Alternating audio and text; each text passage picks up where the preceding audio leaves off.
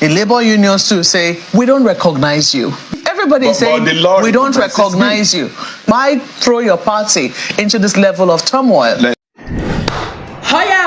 This is the interview of Mr Apapa in Channels Television. I put the other video the other day of Mr Apapa in Arise News. People are saying Rupa is biased. People are saying, why are they asking him such questions? People are saying they don't know journalism. That Arise News did, Channels Television did better. I had to go and look for the interview. I said, let me put it.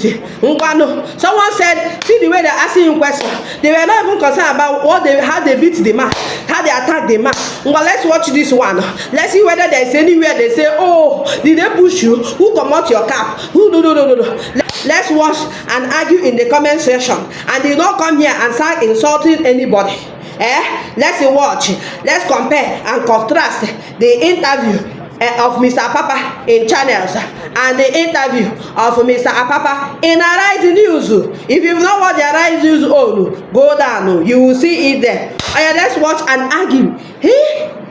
They tried to lynch me, and I know it's in the court premises. In the court premises. They wanted to lynch me. And that's the hand of Aburi and Peter Obi. For real? He organized it. So obviously, I mean, you're in court. I mean, the reason why you have emerged acting National Chairman of the party is because there is a big dispute in court over the chairmanship of the party. And it doesn't appear that the other members of the party recognize you as the chairman or acting chairman of the party. Not that they don't know you. I mean, I imagine that they've seen you before. Maybe they have even interacted with you. But that position is currently in contention. So when you went to court yesterday, was this something that you envisaged could happen? Well, as a human being, you don't expect things to go all the time the way you plan it. What I was told, there was a pre-court meeting between my people and Obi Group.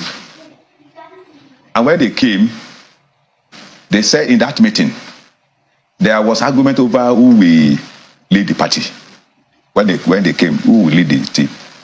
And my people insisted that anywhere I am, and the party has a program, I should lead.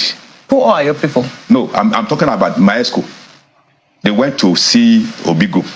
And those who went, Arabambi was there, Daramola was there, Engineer Mike was there. So when they came back, they said what happened was that Obi insisted that he would not recognize me to be the acting chairman of the party. And in court, he would not recognize me. That was the beginning of the argument. The night said, who will now be there? If Aburi will not be there, because he has been asked to step aside, who else will be there? But as far as the party is concerned, I'm the next person to Aburi. This argument was so hot, they came back to my hotel when it was a few minutes after 1 a.m. That's when they came. And they say one of them said that if I should be there to that yesterday, then they will deal with me. For real? And I thought it was a joke, and they have done it. Who said so? No, Arababi confirmed this to me. And Daramola was there, Engineer Michael Outer.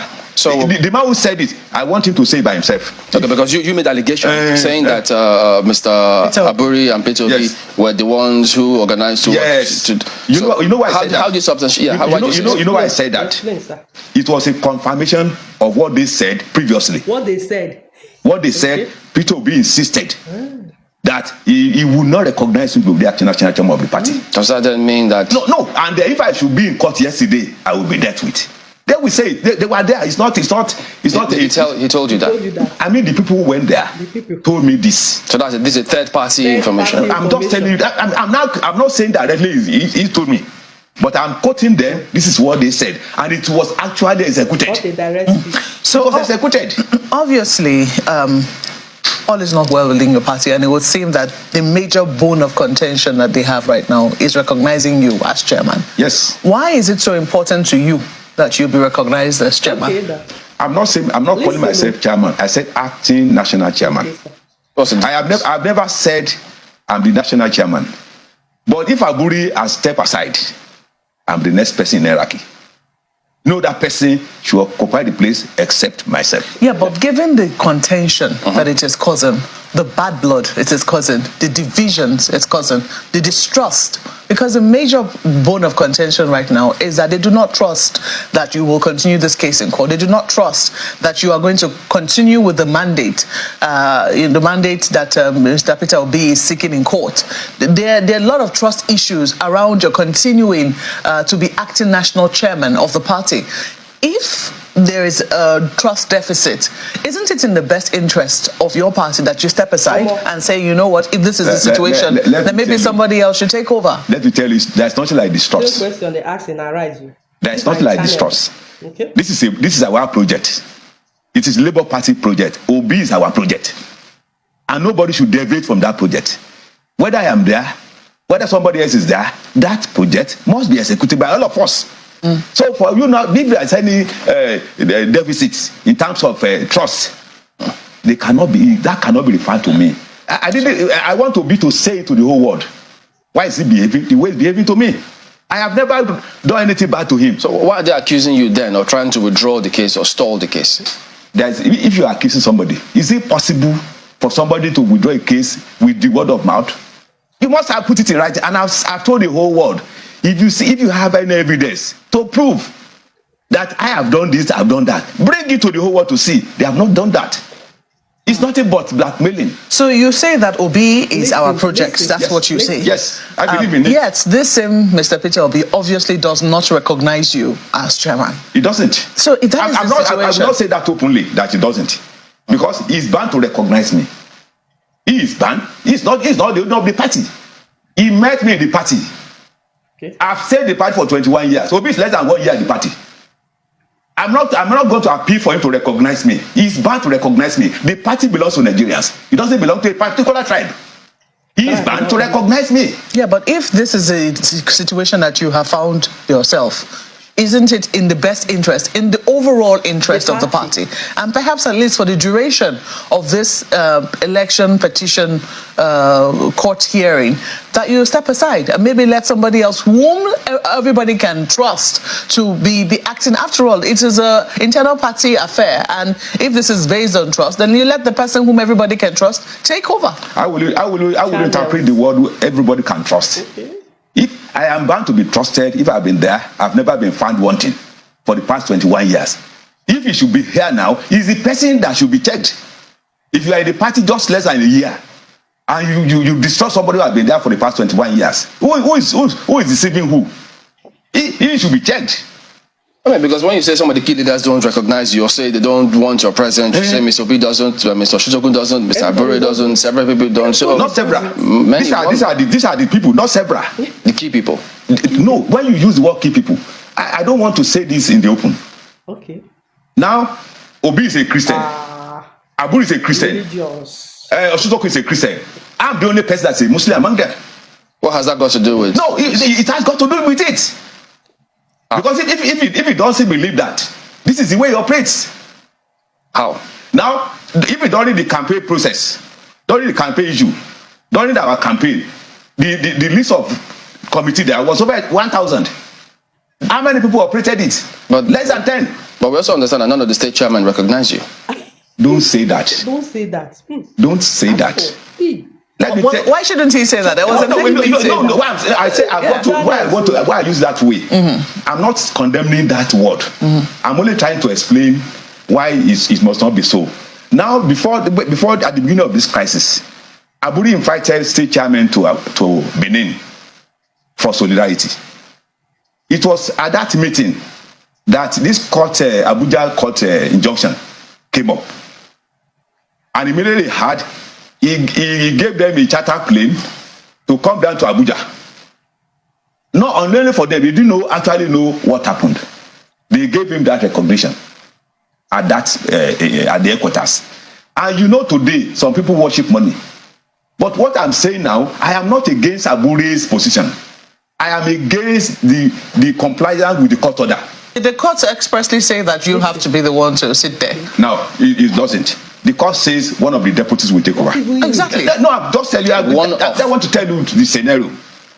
Now, when this thing happened, a National Working Committee meeting was held, where I was elected.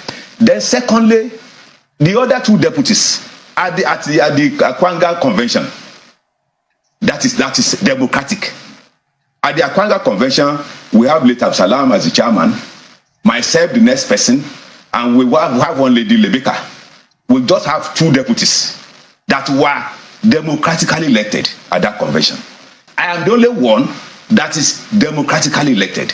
The other two deputies were platform deputies.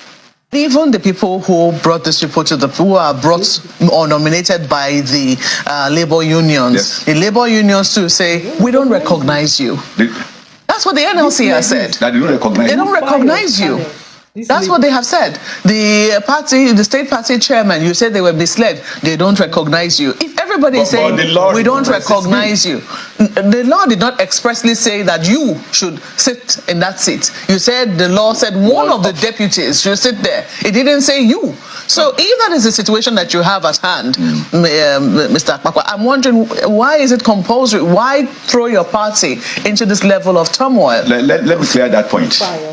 In Labour Party constitution, they asked him this question. What it says that a national working committee meeting will be held, and that national work committee has a right to view vacancies that occur within a period before the next meeting.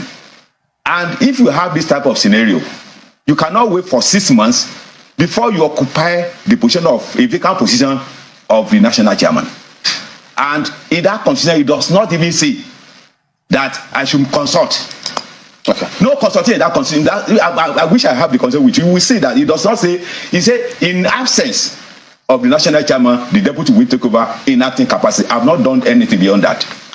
Besides the state chairman refusing to recognize your claim to being the leader of the party, the NLC also threw its weight behind the Aburi faction of the party. And just to also add to that, prior to this time, after a court order was issued, supporting you, so to speak, reports were to the effect that you demanded that the lawyers should brief you, having decided to take over your claim to being the leader of the party. But the lawyer to your presidential candidate also refused to recognize you. So my question will be, as a result, why go to the court in the first place when, all of these challenges, are still bedeviling your party? Well, I would not regard it as a challenge per se. My going to court is to assert the authority of the chairman. And that's exactly what I have done. Is it true? Is it true that Mr. Levi Uzoku refused to deal with you, refused to recognize you, and in fact refused to provide you with updates as you requested on the case? Now, the issue of whether recognizing me or not, you have to report to the principal. The man that paid the lawyers, I know, is Peter Obi, and they must be answerable to him. But it's also the duty of whoever is in charge of the party to say, I want to be briefed. I have the right to be briefed. Then the issue of NSC recognizing Aburi, we are recognizing somebody that has forged documents. I've never seen a country like Nigeria. Somebody who forged documents and is not being recognized. He's still parading himself. In what type of society are we running? Mr. Apapa, the NLC has approached the court asking it to interpret the two conflicting court orders on the claim to leadership of your party. Why not wait for the court to determine that matter instead of continuing to seek recognition, which appears to be a losing battle for you? It's not a losing battle until that order is determined. As of today, we mustn't have a vacuum. No vacuum in any system. As of today, I'm the only person who has the right to be there. If tomorrow there's another order that say don't do that again, I will leave. So you plan to remain in the Labour Party, but I'd like you to speak to this point that has been raised time and again. In fact, someone earlier said it on the program, saying that it looks like behind the scenes this is a hand of the APC, and I'd like you to speak to your affiliations or otherwise to the APC or for members, people in the APC, to the extent that it was said that you were paid. I think you have spoken to that. But regarding the question about your affiliations, whether or not you're acting a script written by the APC, is that true? That's not correct. I've said it several times here. Anybody who has an evidence to prove should bring it for the whole world to see. Mr. Apapa, just one more. Yes. I hate to put you on the spot, but other key leaders who choose not to recognize you are also demanding that you also, present your claim to being a key member of the party, other than the fact that you led the opening prayer at the presidential primaries for your presidential candidate in Delta State last year. Well, prayer is good, but what are your other works, that you can lay claim to? Thank you very much. Well, I've said it before. Apart from the prayers that I did in Asaba, which I know I succeeded at least 80% of what I said in that prayer. The Labour Party has not been finding so good. And look at the outcome today. If you people say that prayer doesn't work, I will say another one in contrary. But let me go further to the other thing. That what have I done after the prayers? I said it here that during Obi's campaign, the one he did in Edo, I was there. And after the campaign there, I was in his aircraft from that place to Abuja. Then beyond that, the one he did in Ekiti, I was within that Afebala campus. I led the team that hosted him. I led the team that hosted him at a way of Ado Ekiti.